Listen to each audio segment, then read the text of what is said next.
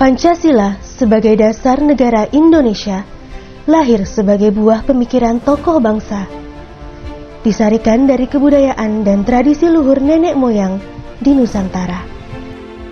Pancasila berasal dari bahasa Sanskerta, yaitu panca berarti lima dan sila berarti dasar atau asas.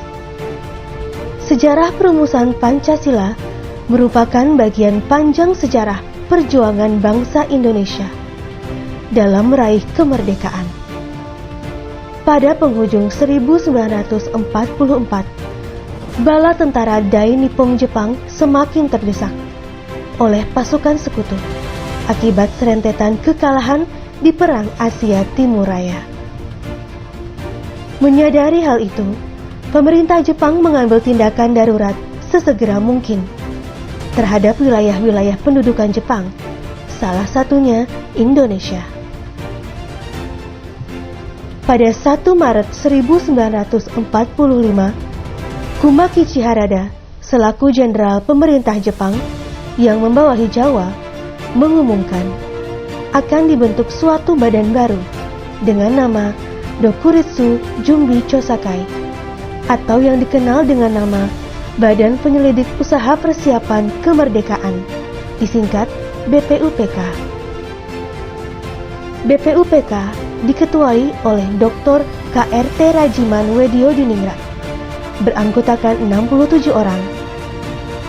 BPUPK menggelar sidang pertamanya tanggal 29 Mei sampai 1 Juni 1945 di Gedung Chosangi di Jalan Pejambon 6 Jakarta yang kini dikenal dengan sebutan Gedung Pancasila.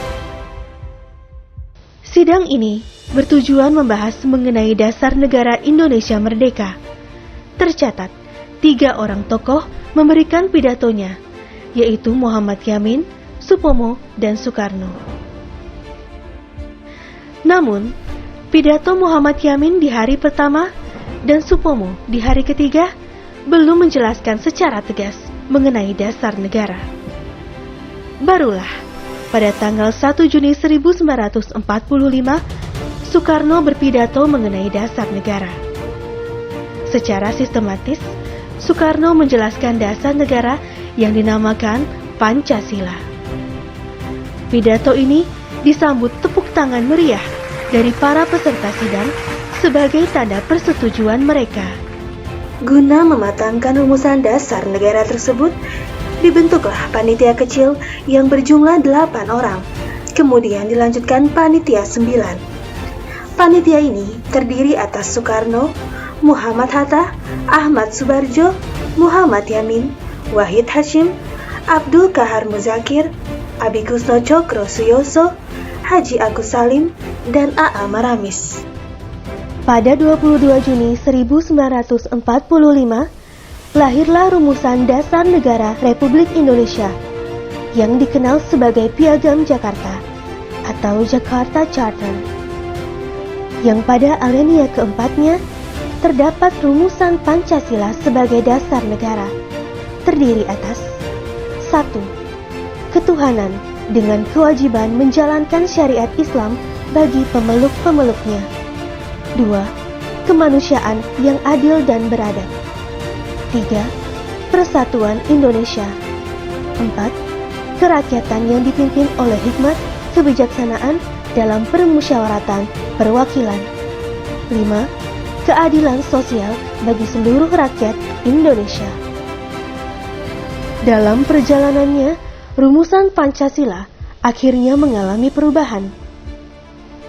Tepatnya 18 Agustus 1945, sehari setelah proklamasi kemerdekaan, sila pertama Pancasila berubah menjadi Ketuhanan yang Maha Esa. Pancasila menjadi sebagaimana yang ada sekarang. Dasar negara yang terdiri atas 5 asas, yaitu Ketuhanan yang Maha Esa. Tauhid inilah Tuhan kekal dan abadi. Tuhan satu. Kemanusiaan yang adil dan beradab. Then that nation is in danger. Our own Indonesian history shows that clearly. And so, indeed, that's the history of the whole world. We call this something Pancasila. Pancasila or the 5 pillars of our state. Persatuan Indonesia. Bahwa Pancasila yang saya gali dan saya persembahkan kepada rakyat Indonesia, bahwa Pancasila itu adalah benar-benar satu dasar yang dinamis, satu dasar yang benar-benar dapat menghimpun segenap tenaga rakyat Indonesia, satu dasar yang benar-benar bisa mempersatukan rakyat Indonesia itu. Kerakyatan yang dipimpin oleh hikmat kebijaksanaan dalam permusyawaratan perwakilan.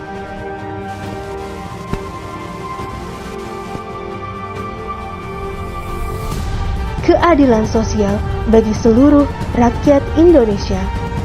Membuat bangsa Indonesia ini satu bangsa yang terdiri daripada ratusan juta insan al-kamil yang hidup dengan bahagia di bawah kolong langit buatan Allah Subhanahu wa Ta'ala. Presiden Joko Widodo mengeluarkan keputusan Presiden nomor 24 tahun 2016 tentang Hari Lahir Pancasila, menetapkan tanggal 1 Juni 1945 sebagai Hari Lahir Pancasila. Itulah Pancasila dasar negara kita yang harus kita junjung sebagai dasar kita hidup bermasyarakat, berbangsa, dan bernegara. Selamat Hari Lahir Pancasila.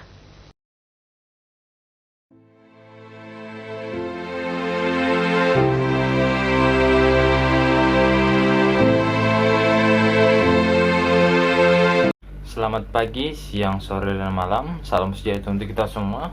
Perkenalkan, kami dari kelompok 7. Di sini kami akan membahas yaitu mengenai Pancasila sebagai dasar nilai pengembangan ilmu. Adapun untuk anggota dari kelompok 7 ini ada pertama itu Muhammad Darul Fauzi dengan nomor NPM itu 2021655046. Ada Muhammad Ramdhani dengan NPM itu 2021655049.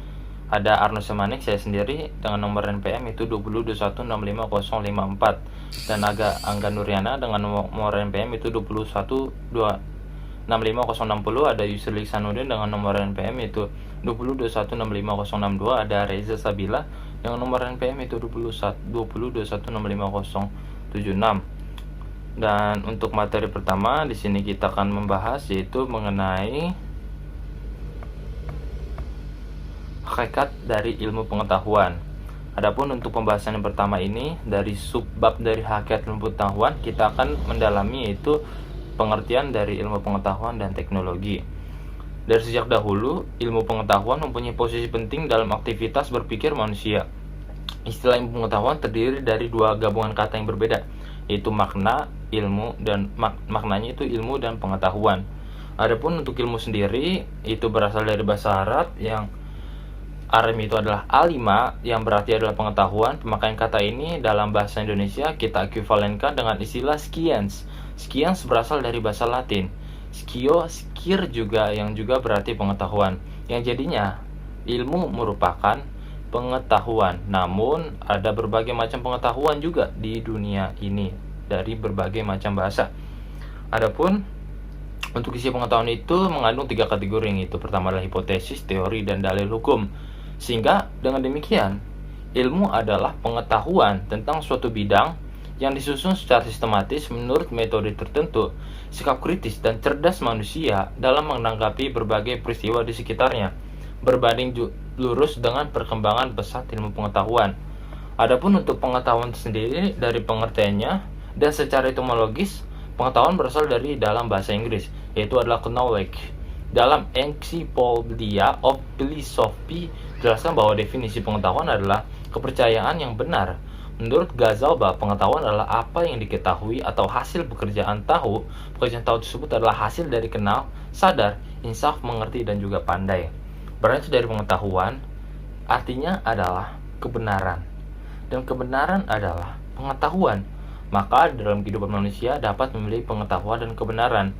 Dan sebagaimana dikutip dari Swedi pada tahun 2016 mengemukakan bahwa pengetahuan yang dimiliki manusia ada 4, yakni pengetahuan biasa, pengetahuan ilmu, pengetahuan filsafat, dan juga pengetahuan agama. Adapun untuk perbedaan dari ilmu dan pengetahuan ini, pada dasarnya perbedaan itu terlihat dari sifat sistematisnya dan cara memperolehnya. Dalam perkembangannya, pengetahuan dengan ilmu bersinonim arti, sedangkan dalam arti material keduanya mempunyai perbedaan. Dari hal tersebut, maka dapat diketahui bahwa ilmu adalah sebuah pengetahuan yang berobjek, bersistem, bermetode, dan bersifat universal. Setiap ilmu pasti adalah pengetahuan, tetapi tidak semua pengetahuan itu ilmu. Namun dalam perkembangannya, ilmu dan pengetahuan timbul gejala dehumanasi atau penurunan derajat manusia. Hal tersebut disebabkan karena produk yang dihasilkan oleh manusia, baik itu suatu teori maupun materi, menjadi lebih bernilai ketimbang penggagasnya. Itulah sebabnya peran Pancasila harus diperkuat agar bangsa Indonesia tidak terjerumus pada pengembangan ilmu pengetahuan yang saat ini semakin jauh dari nilai-nilai kemanusiaan. Materi selanjutnya, perkembangan ilmu pengetahuan dan teknologi. Perkembangan ilmu pengetahuan dan teknologi atau disingkat IPTEK tidak dapat terlepas dari situasi yang melingkupinya. Artinya, IPTEK selalu berkembang dalam suatu ruang budaya. Perkembangannya dilalui secara bertahap menurut dekade waktu dan zamannya sendiri. Yang pertama, zaman Yunani pra-Yunani kuno.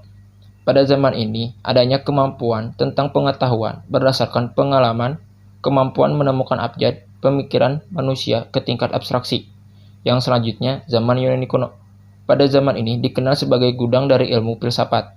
Yang ketiga, zaman pertengahan. Pada zaman ini, para ilmuwan hampir semuanya para teolog. Yang selanjutnya, zaman Renaissance. Pada zaman ini ditandai sebagai era kebangkitan pemikiran yang bebas, yang jauh dari dogma-dogma keagamaan. Selanjutnya, zaman modern. Zaman ini ditandai berbagai pengetahuan dalam bidang ilmiah. Lalu yang terakhir, zaman kontemporer.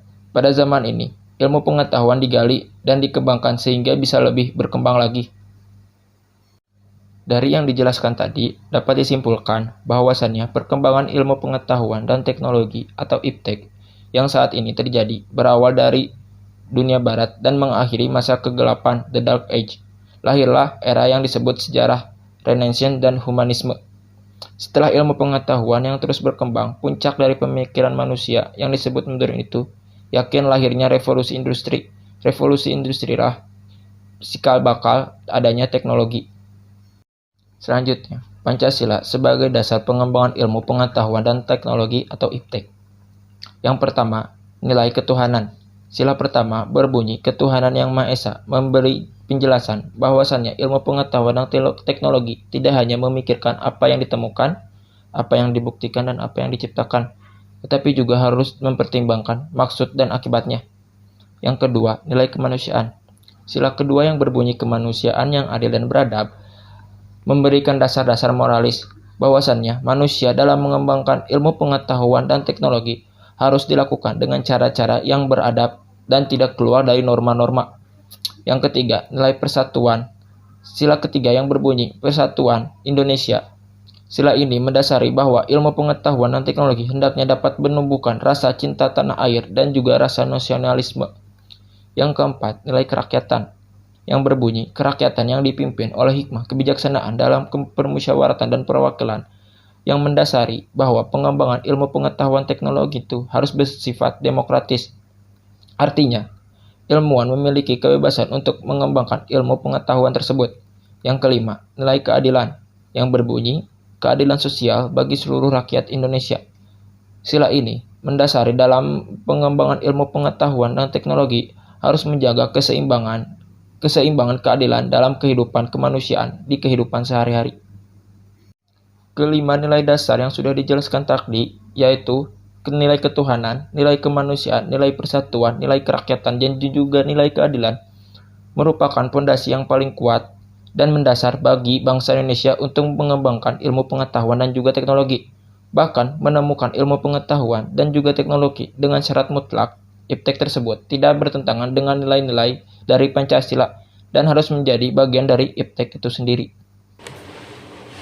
Adapun nilai-nilai Pancasila sebagai pengembangan ilmu pengetahuan dan teknologi yang terkandung dari setiap sila-sila Pancasila diuraikan sebagai berikut.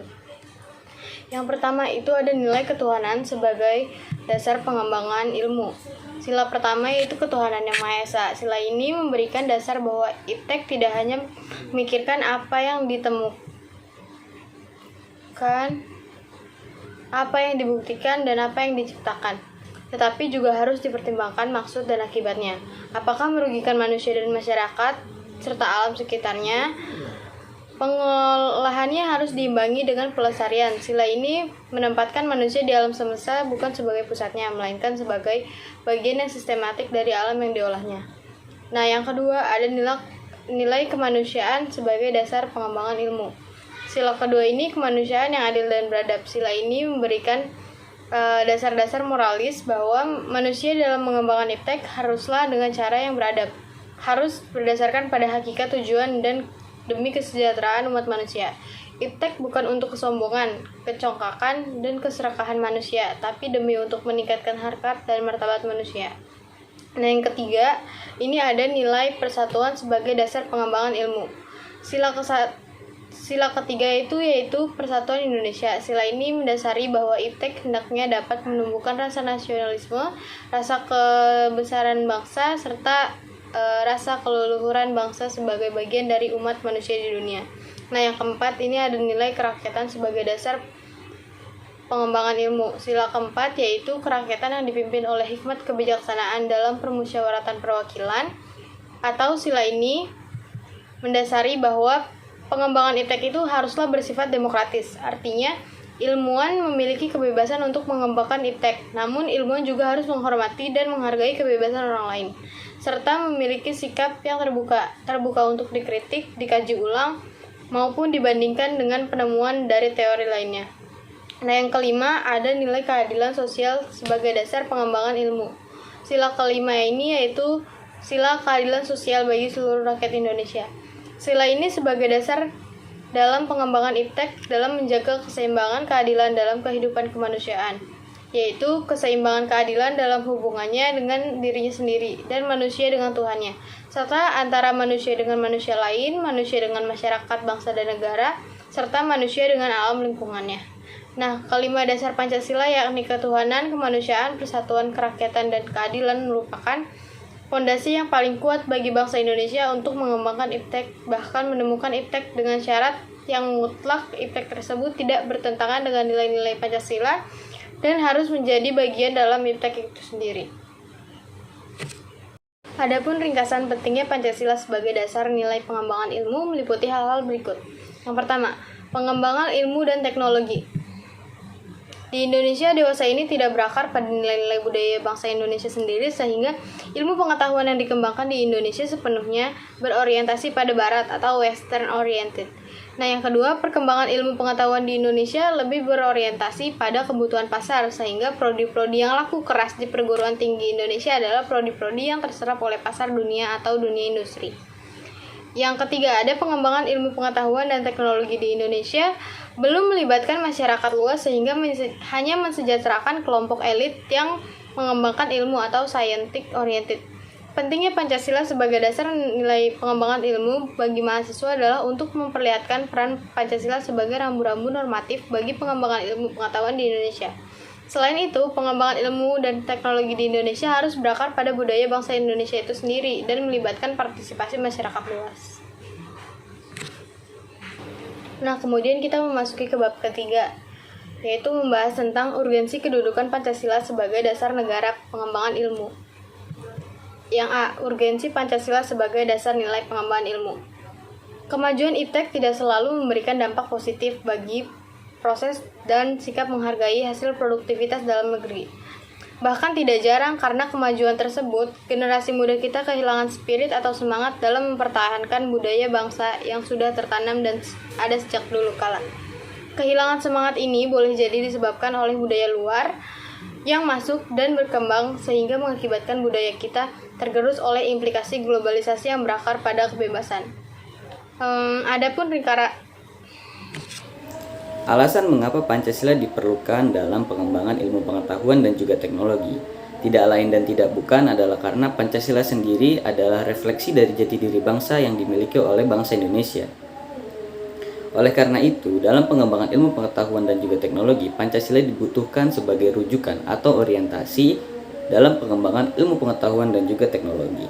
Karena pada dasarnya pengembangan ilmu pengetahuan dan juga teknologi itu tujuannya adalah untuk mempermudah aktivitas umat manusia.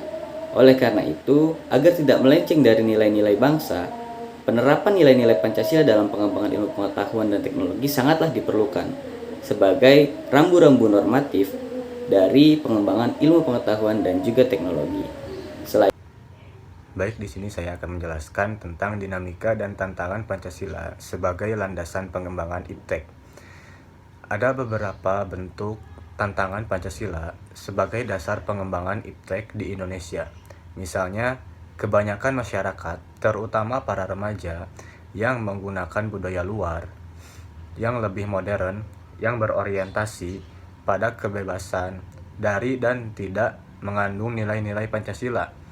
Penggunaan media sosial atau medsos yang seharusnya menjadi hal positif dan berguna malah membuat para remaja menggunakannya untuk hal yang negatif dan sia-sia. Berikut ini tantangan terhadap Pancasila sebagai dasar pengembangan IPTEK. Yang pertama, kapitalisme yang mana sebagian besar menguasai perekonomian dunia, termasuk juga di Indonesia. Akibatnya, ruang bagi penerapan nilai-nilai Pancasila sebagai dasar pengembangan ilmu menjadi terbatas. Yang kedua, globalisasi yang menyebabkan lemahnya daya saing bangsa Indonesia terhadap pengembangan IPTEK, sehingga Indonesia lebih berkedudukan sebagai konsumen daripada menjadi produsen. Yang ketiga, konsumerisme menyebabkan Indonesia menjadi pasar bagi produk-produk negara luar, khususnya negara maju. Yang keempat, pragmatisme yang berorientasi pada 3 ciri keberhasilan, kepuasan, dan hasil, mewarnai perilaku kehidupan sebagian besar masyarakat Indonesia. Yang kelima, Pancasila sebagai dasar nilai pengembangan ilmu belum dibicarakan secara eksplisit oleh penyelenggara negara, baru mendapat perhatian yang lebih khusus oleh kaum intelektual. Bab 4 penutup, yaitu kesimpulan. Pertama, yaitu ilmu adalah pengetahuan tentang suatu bidang yang disusun secara sistematis menurut metode tertentu. Sikap kritis dan cara cerdas manusia dalam menanggapi berbagai peristiwa di sekitarnya berbanding lurus dengan perkembangan pesat ilmu pengetahuan. Kedua, pengembangan ilmu pengetahuan dan teknologi harus senantiasa berorientasi pada nilai-nilai Pancasila. Sebaliknya, Pancasila dituntut terbuka dari kritik, bahkan ia merupakan kesatuan dari perkembangan ilmu yang terjadi, tuntunan peradaban manusia. Peran Pancasila sebagai paradigma pengembangan ilmu harus sampai pada penyadaran bahwa fanatisme, kaidah kenetralan, keilmuan atau kemandirian ilmu hanyalah akan menjebak diri orang pada masalah-masalah yang tidak dapat diatasi dengan semata-mata berpegang pada kaidah-kaidah sendiri, khususnya mencakup pertimbangan etis, religius, dan nilai budaya yang bersifat mutlak bagi kehidupan manusia yang berbudaya. Yang ketiga, konsekuensi yang timbul adalah dampak positif dan negatif. Yaitu pertama, dampak positif. Dalam arti kemajuan ilmu pengetahuan telah mendorong kehidupan manusia ke suatu kemajuan dengan teknologi yang dikembangkan dan telah menghasilkan kemudahan-kemudahan yang semakin canggih bagi upaya manusia untuk meningkatkan kemakmuran hidupnya secara fisik material. Yang kedua, negatif.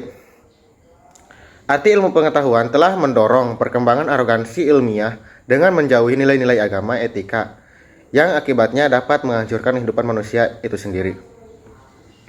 Sekian dari kelompok kami, mohon maaf atas segala kekurangan. Billahi taufiq wal hidayah. Wassalamualaikum warahmatullahi wabarakatuh.